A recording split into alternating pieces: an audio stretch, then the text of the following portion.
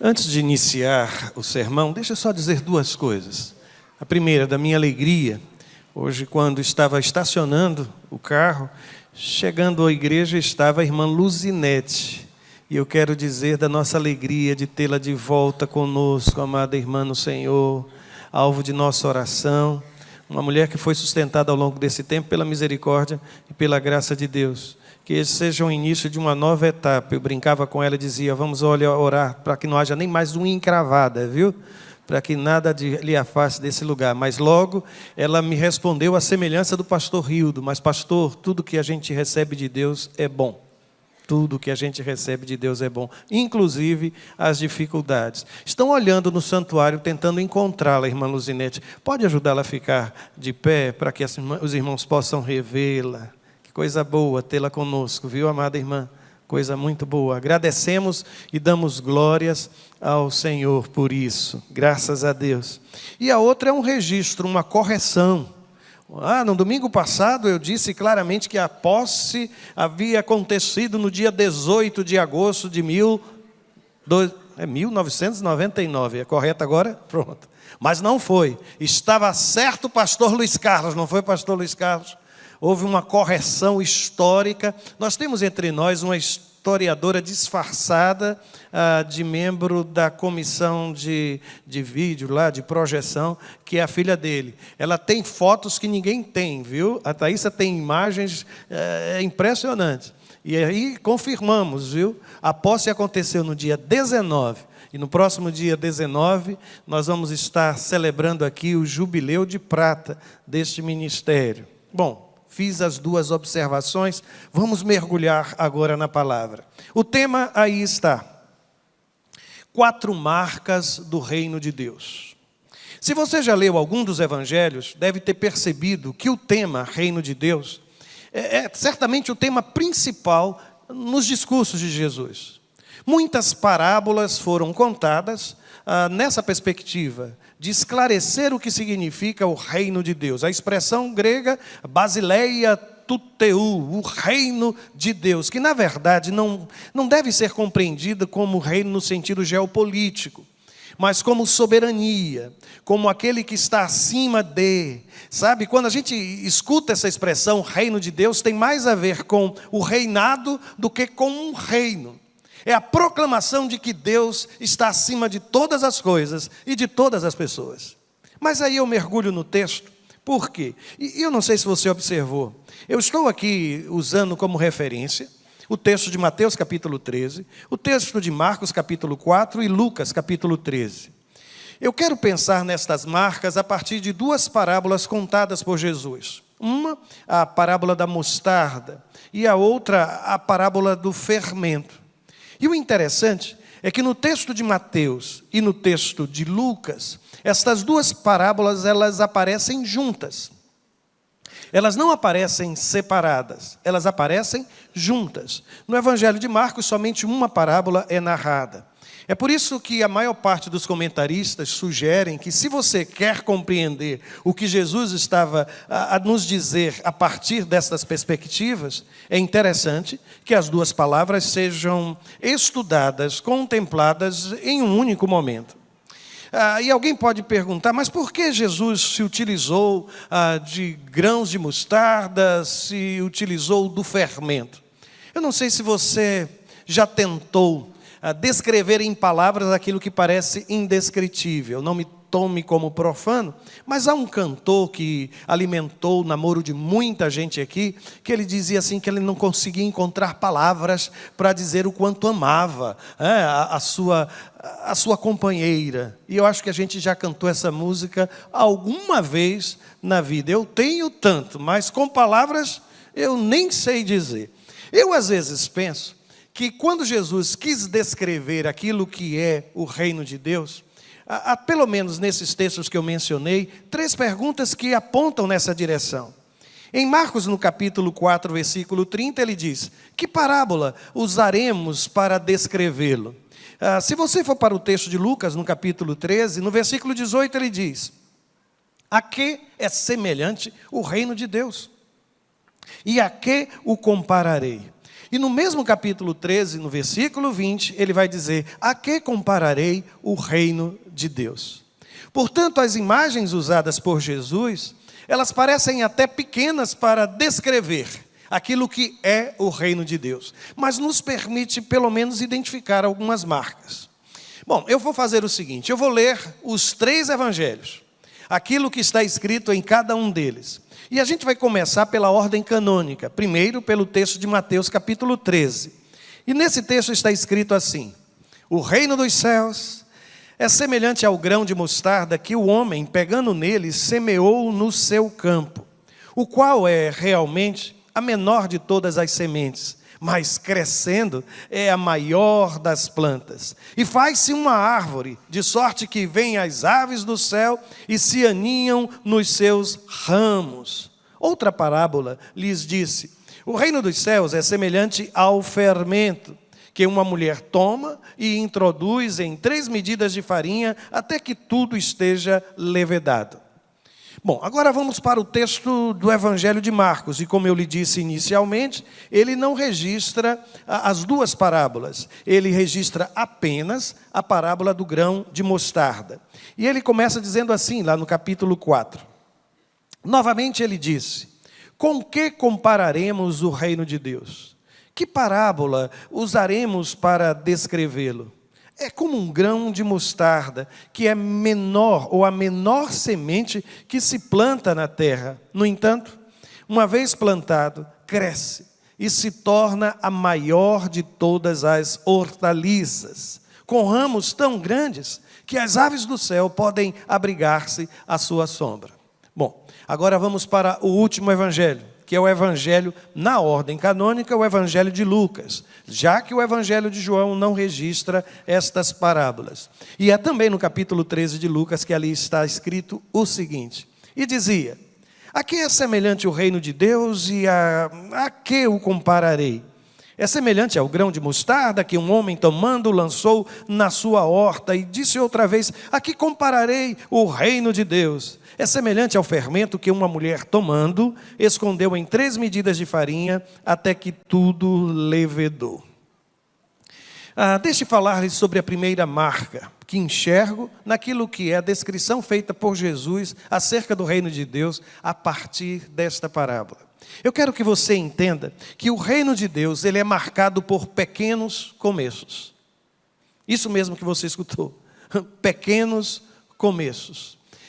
Eu tenho percebido que algumas coisas só vão acontecer, ou só aconteceram na minha vida, na medida em que eu tomei decisões lá atrás, à medida que eu tenha coragem de tomar decisões no meu futuro. Eu vou tentar descrever isso de uma outra forma. Na trilogia do Senhor dos Anéis, há um diálogo entre um daqueles anões, que eu até com ele me identifico, porque ele é aquele que prefere ficar em casa, sabe? Ninguém acreditava que ele pudesse sair e acompanhar os demais naquela aventura. E há um momento em que ele tenta falar sobre a sua experiência, de dar o primeiro passo, de iniciar um processo assim, completamente diferente para a sua vida, em que ele diz o seguinte: é um negócio perigoso, Frodo, sair pela sua porta. Você pisa na estrada e, se não controlar os pés, não há como saber para onde pode ser levado. Eu entendo que, de alguma forma, quando Jesus pega um grão de mostarda e fala do fermento, ele está estabelecendo que Deus, ele trabalha com pequenos começos. Eu sei que às vezes a gente se encanta com aquilo que é grandioso desde o início. Eu sei que às vezes a gente se encanta com aquilo que parece ser precioso desde o início. E eu sei que na maior parte das vezes nós estamos orando para que Deus revele de uma forma grandiosa aquilo que Ele tem a fazer na minha vida e na sua vida. Eu preciso que você entenda que as coisas de Deus costumam ser plantadas como semente. Que as coisas de Deus muitas vezes começam na minha vida e na sua vida de uma forma extremamente discreta. No dia que Deus resolveu libertar o povo de Israel, deu uma mulher, uma criança, Moisés, e que nasceu debaixo de um veredito, não é? Debaixo de um edito, debaixo de um decreto de Faraó, de que todos os meninos deveriam ser mortos.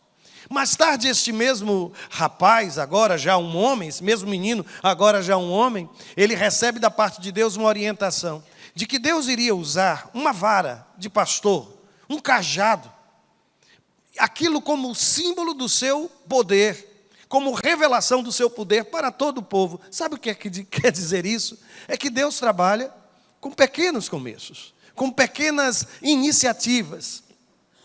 Eu percebo, por exemplo, que na história do profeta Elias, o coração dele descansou quando ele olhou lá no horizonte e havia somente uma pequena nuvem. Eu lembro de Jesus alimentando a multidão a partir de algo tão pequeno quanto o lanche de uma criança, 5 pães e 2 peixes. É por isso que quando Jesus trabalha nesse texto e anuncia desta forma o reino dos céus, ele vai dizer, olha, o reino dos céus é semelhante ao grão de mostarda, a menor de todas as sementes. É tão interessante isso, porque aquelas pessoas que ficam lendo a palavra, lendo a Bíblia, para encontrar contradições, para descobrir algum erro, olham para esse texto e dizem assim, olha, mas o grão de mostarda não é a menor das sementes. E aí começam a escrever dizendo que sim, a menor de todas as sementes é a semente do morango. Mas, sinceramente, eu me escandalizaria se lesse esse texto e aqui aparecesse a semente do morango. Porque o morango era uma fruta desconhecida para aquela gente.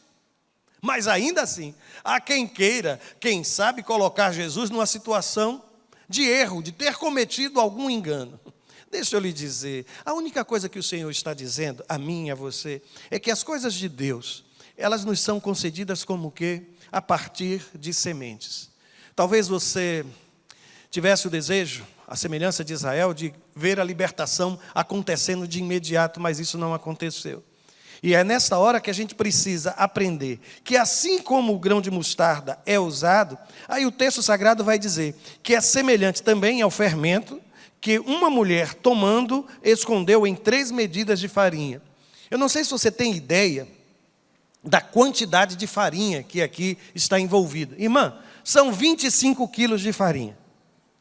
E alguém pode até, novamente, eu fui ler alguns comentaristas, achando que isso era um absurdo, como é que Jesus iria usar uma imagem assim, porque não parece real, aquela gente era acostumada a fazer pães, mas nunca uma mulher iria usar 3 medidas de farinha. Precisa ler a Bíblia, porque naquele dia que Sara preparou o lanche para aqueles que estavam visitando Abraão, sabe quantas medidas ela usou? 3 medidas de farinha.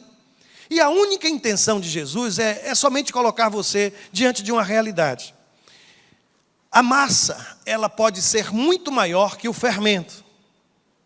Mas Deus age a partir das pequenas coisas. Foi uma escrava que Deus usou para curar a vida do general Naamã. Foi um grupo de pescadores, incultos inclusive, que o Senhor usou para torná-los apóstolos. Por isso, não subestime aquilo que Deus já está fazendo na sua vida, porque começou de uma forma tão discreta, começou de uma forma tão pequena, e às vezes você imagina que aquilo que começa de Deus, tem que ser grandioso. Eu volto a lhe dizer, aliás, não é palavra minha, está escrito no livro de Zacarias, no capítulo 4, versículo 10, e eu quero que você leia comigo. Podem ler juntos? Não desprezem os pequenos começos. Por isso eu quero lhe dizer, aquilo que Deus faz, normalmente, é do tamanho, ou começa a partir de um grão de mostarda. Começa a partir de algum pouco fermento que é lançado sobre a massa. Mas há uma segunda marca do reino de Deus nessas 2 parábolas, e eu chamei aqui de expansão. Eu imaginei escrever crescimento, imaginei outras expressões, mas preservei o conceito de expansão. Crescimento, expansão. Esta é uma marca daquilo que Deus costuma fazer na minha vida e na sua vida.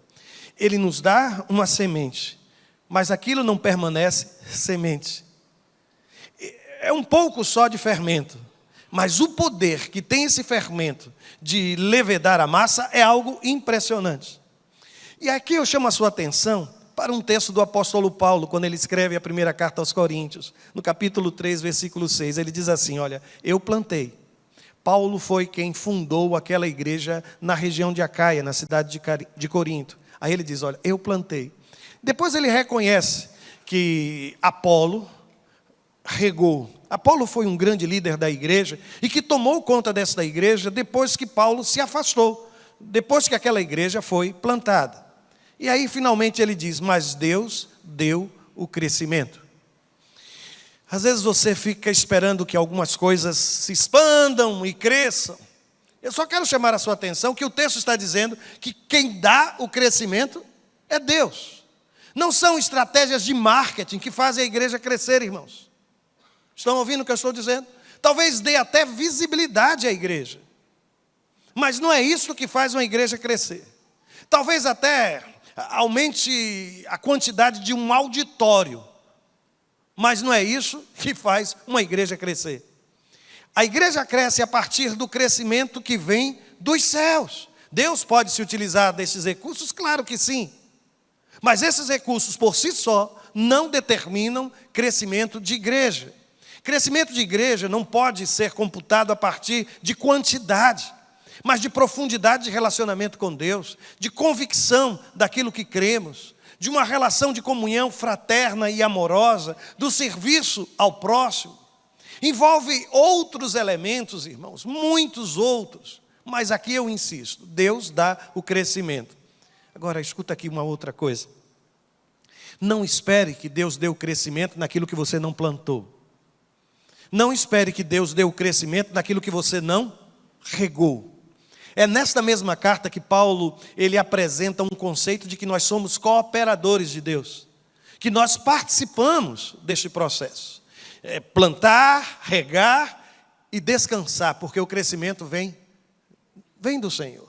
Faça a sua parte. Se Deus tem revelado caminhos, se Deus tem apontado direções, se Deus tem plantado sementes na sua vida, regue estas sementes, cultive estas sementes, zele por aquilo que o Senhor tem lhe concedido. E aí eu mergulho nas parábolas contadas por Jesus.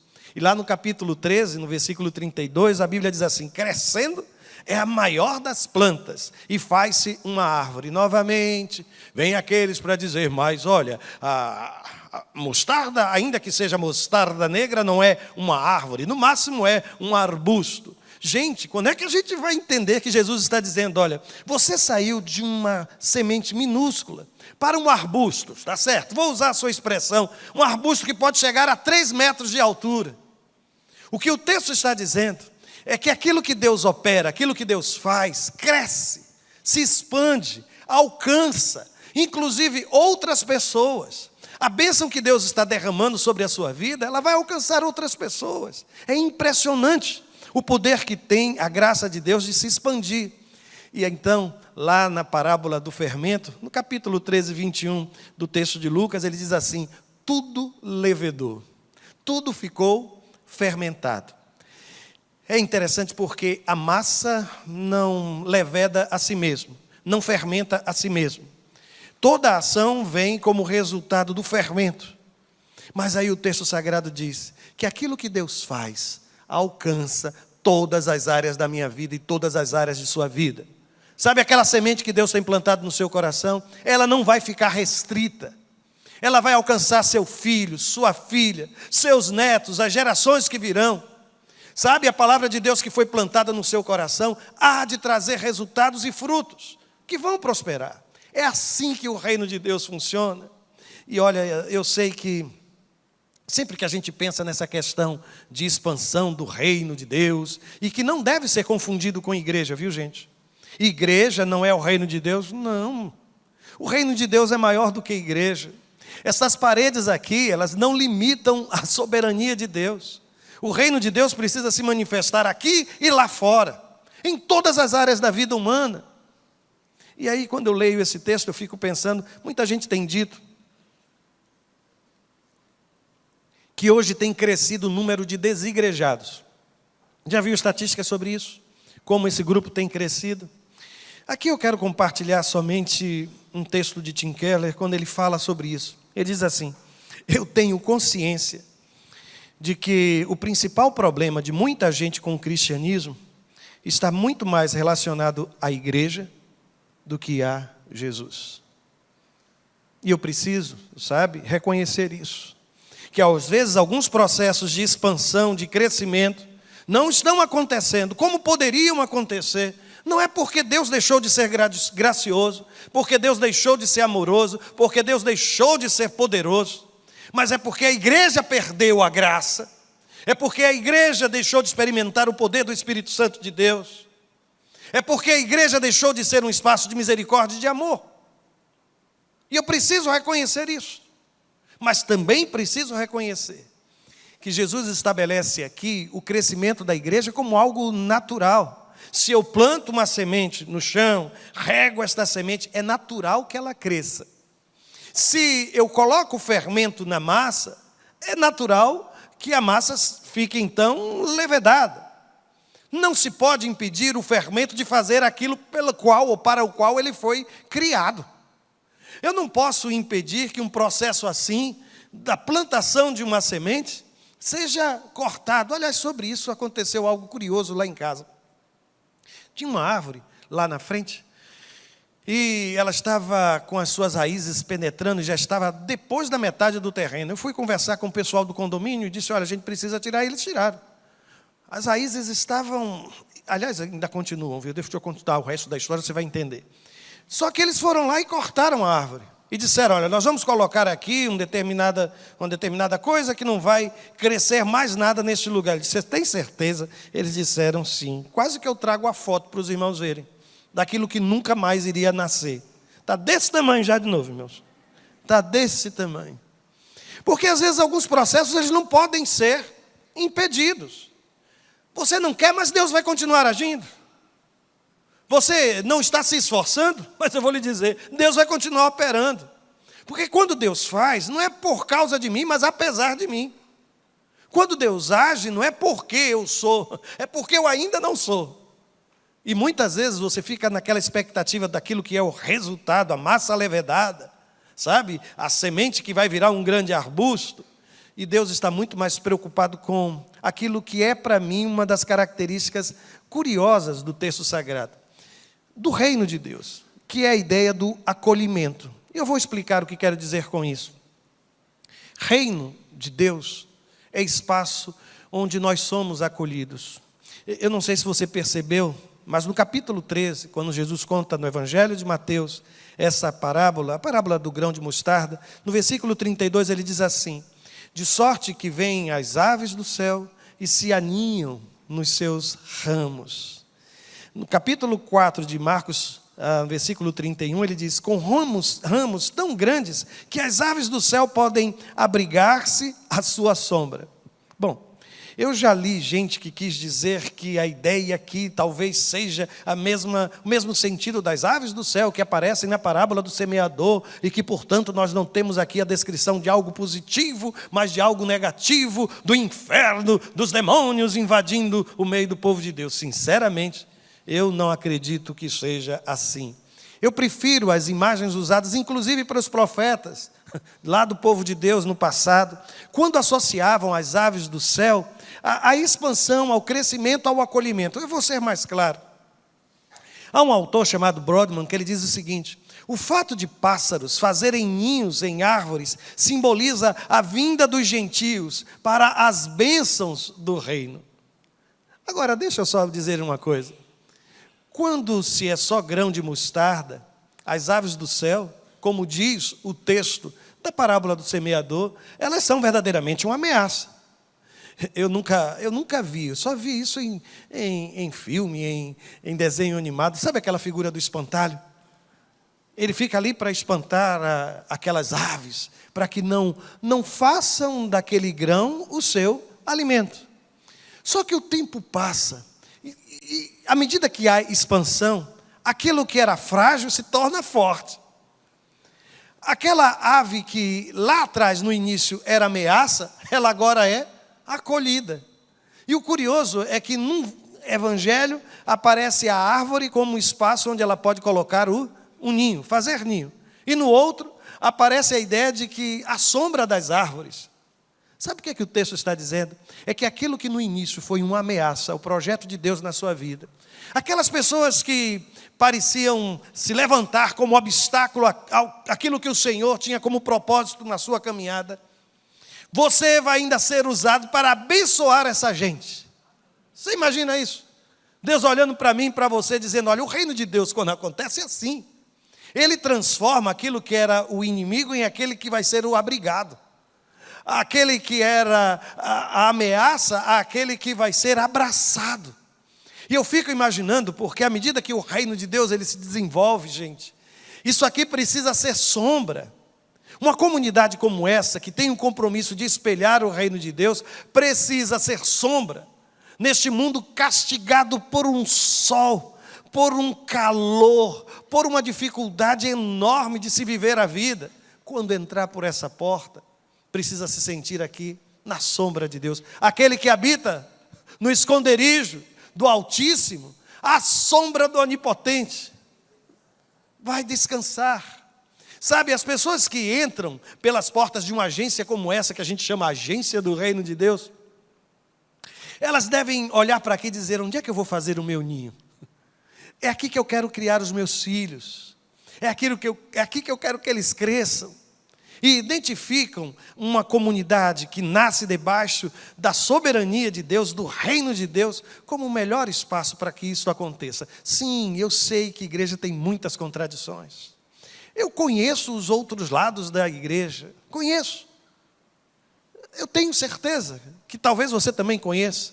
Mas, por mais difícil que seja a convivência na igreja, por maior que seja a decepção, porque às vezes a gente encontra gente que a gente não esperava encontrar no meio da igreja, eu não conheço um lugar melhor para fazer ninho do que debaixo do reino de Deus, irmãos. Eu não consigo imaginar um lugar. Sim, tem muita gente hipócrita, tem. Eu conheço a minha hipocrisia, minhas falhas, os meus pecados, todos nós conhecemos. Mas tem tanta gente boa. Sabe, tem aquela criatura que você olha assim, e você abre o coração e ela ora com você.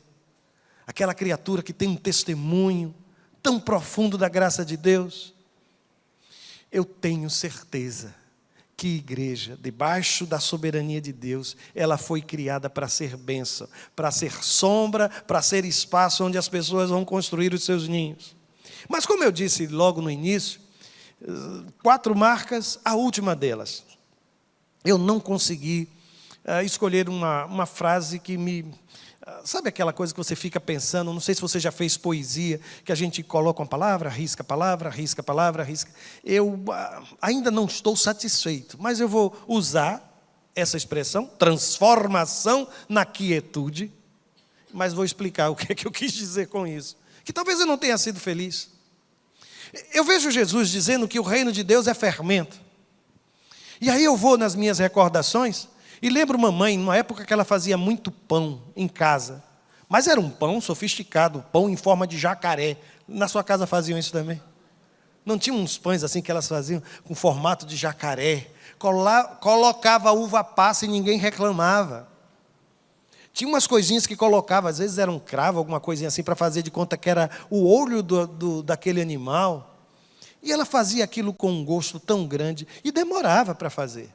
E havia um momento em que ela preparava a massa, colocava a massa dentro de alguma forma, colocava um pano de prato, porque não era qualquer pano de prato, tinha alguns panos que eram só usados para isso. E depois ela dizia, não bata nessa mesa, vá brincar longe, porque a massa está descansando. Eu achava aquilo tão estranho. Porque eu pensava, quem se cansou foi a mamãe, e a massa quem vai se descansar. Eu não entendia aquilo. Mas sabe, não fazia barulho, não acendiam lâmpadas, não exalava um cheiro diferente, mas o fermento estava ali, atuando.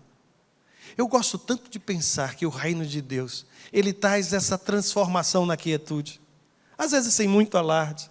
É aquela pessoa que tem um encontro com Deus e que não sai gritando aos 4 cantos da terra, mas muda. Porque o maior sinal de que você teve um encontro com Deus não é o seu discurso, não são os seus gritos, é a sua mudança de comportamento. E é isso que eu percebo como, sabe essa coisa que vem de fora para dentro? Porque quando eu penso no grão de mostarda, eu estou pensando em expansão voltada para os de fora, que pode ser vista, contemplada de longe. Mas quando o texto diz que o reino de Deus é como o fermento que vai levedar essa massa todinha, que sou eu, está me dizendo, e a você também, que Deus ainda não terminou de levedar essa massa. E aí eu me lembro da mamãe, quando ela estava preparando massa, a massa sofria mesmo, sabe, gente?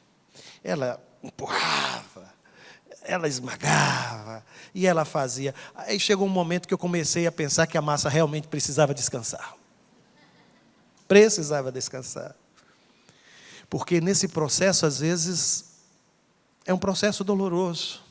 Sabe, esse processo do Deus agindo, mas Ele age numa quietude, sem barulho, sem marketing, sem imagem, mas é aquela coisa lá dentro, que vai mexendo com você, vai mudando a sua maneira de enxergar a vida, e vai alcançando, e vai chegar um momento em que toda a massa será levedada. E eu vou dizer algumas coisas aqui.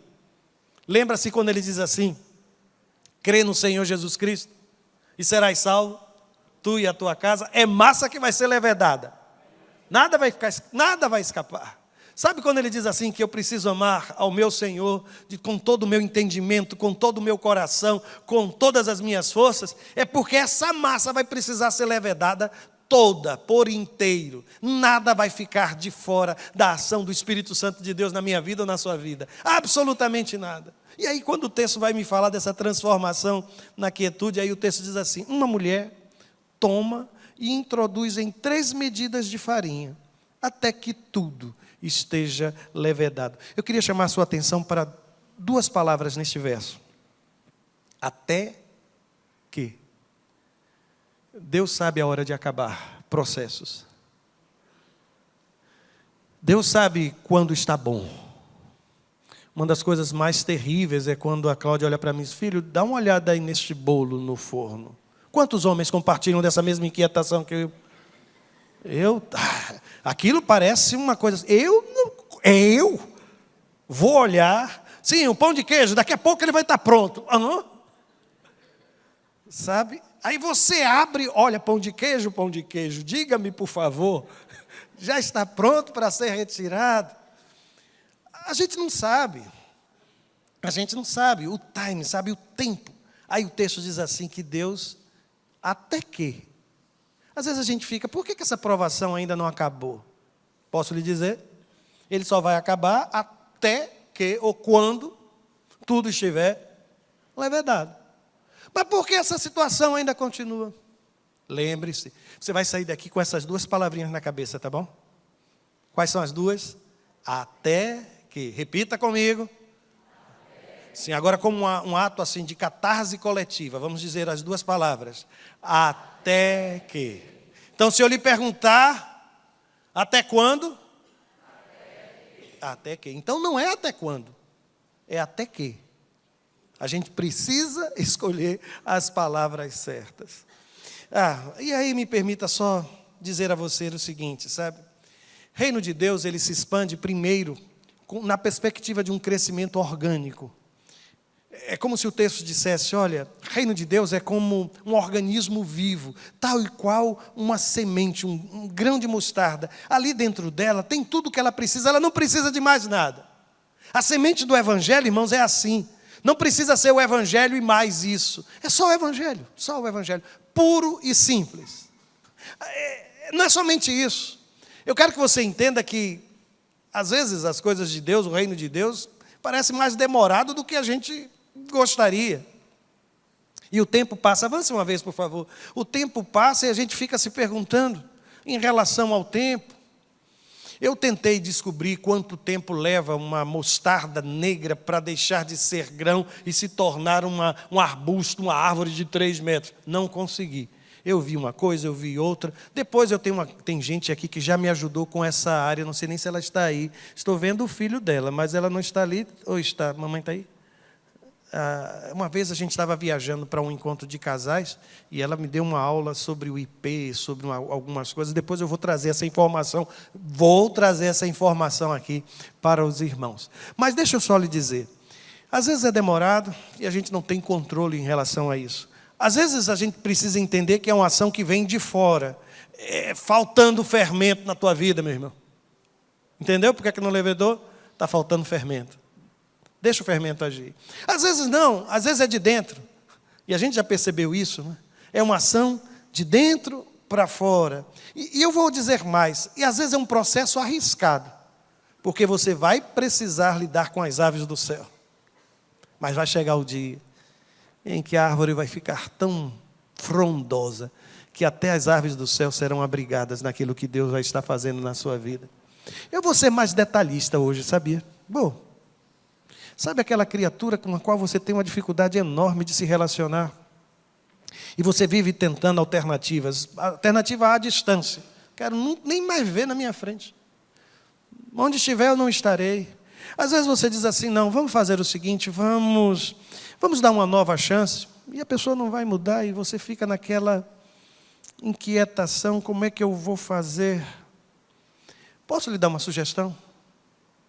Às vezes a gente fica orando muito para que Deus haja na vida daquela pessoa. E se eu lhe fizer uma proposta agora, peça para Deus agir em você. Senhor, faz de mim uma árvore e me dá a oportunidade de um dia abrigar, acolher, amar. Não estou louco, não estou louco. Mas às vezes parece loucura aquilo que o Evangelho nos sugere. Deixa eu lhe dizer uma outra coisa. Você que está se queixando, murmurando, porque é tão pequeno, são migalhas, é um grão de mostarda. Entenda que o grandioso na sua vida é Deus. Não é aquilo que Ele faz, é aquilo que Ele é na sua vida. Por isso, para com essa história de ficar comparando o que Deus está fazendo na sua vida com aquilo que Deus está fazendo na vida de outros, ou com aquilo que você esperava que acontecesse. Entenda de uma vez por todas. E tem mais, olha, eu vou dizer, e eu vou ser bem claro nisso. Não há nenhum problema se você conheceu Jesus há muito pouco tempo e percebe que ainda tem muito que crescer. Você é um bebê em Cristo.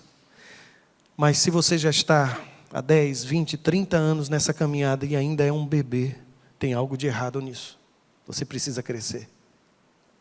Você precisa crescer em maturidade espiritual, em maturidade emocional, aprender a lidar com certas situações. Por isso, a briga. Às vezes a gente fica pensando, mas onde é que eu vou plantar esse grão? Onde é que eu vou colocar essa massa? Posso dar-lhe uma última sugestão? Faz o seguinte, pede a Deus para plantar esse grão na sua alma. Pede a Deus para colocar fermento no seu coração, até que toda a massa seja levedada, e você seja um santo homem de Deus, uma santa mulher de Deus. Sabe, que as pessoas olhem em você e vejam a própria face do Cristo. Quer fazê-lo? A gente sempre aprende a orar, né, no final de sermões. Pastores sempre fazem isso, e eu não vou fazer diferente. Porque esse momento seu de oração é como se fosse a resposta, sua resposta àquilo que Deus falou à sua vida ao longo da manhã de hoje. Se for o seu desejo, feche os seus olhos e diga ao Senhor, Senhor, eu sou massa que ainda precisa ser levedada. Eu preciso que o fermento, a ação do Teu Espírito na minha vida,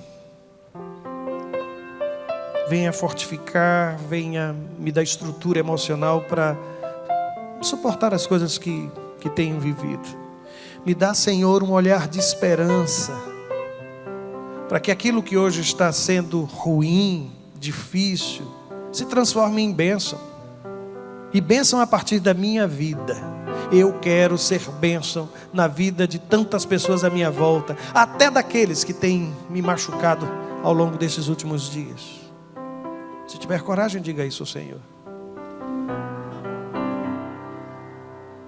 Clame ao Senhor. Diga assim ao Senhor, Senhor, eu não quero ficar nos holofotes, eu não quero ser espetáculo.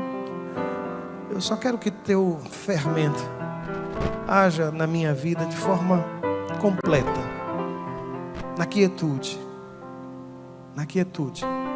de um joelho que se dobra, às vezes no secreto, no quarto secreto, para conversar com o Senhor. Faça isso em nome de Jesus, se este for o seu desejo. Converse com Ele.